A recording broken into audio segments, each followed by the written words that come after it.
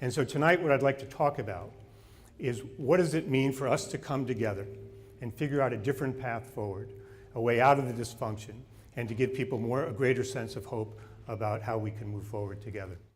I was called by the mayor, the first selectman of Newtown, Connecticut.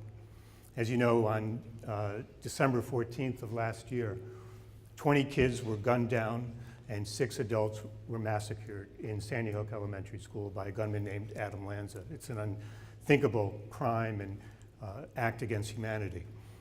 The mayor asked me if I would come to Newtown and design and lead a process by which that community could figure out what to do with the Sandy Hook Elementary School. As I started to work on this, I realized that this really wasn't, on the surface, it seemed as though this was really about a building. But in reality, this was about whether or not a community could pivot from trauma and despair to healing and hope.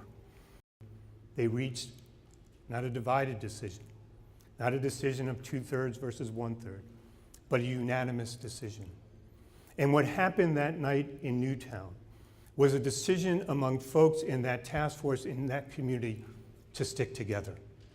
It was a decision that they made over time, that they would exhibit a kind of compassion towards one another, that even though they had their own ideas about how to move this community forward and what ought to happen with this school, that they needed to listen to one another deeply and have empathy towards one another and try to figure out how it is that they might be able to move forward.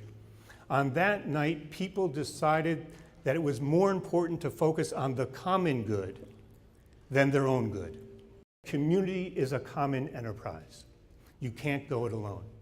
That community is about acting on our shared challenges and reaching for our shared aspirations so that we can move forward together. It's why we're undertaking this campaign to reclaim Main Street, to remind us across the country that community is a common enterprise and that there are practical things we can do to reclaim it in this country.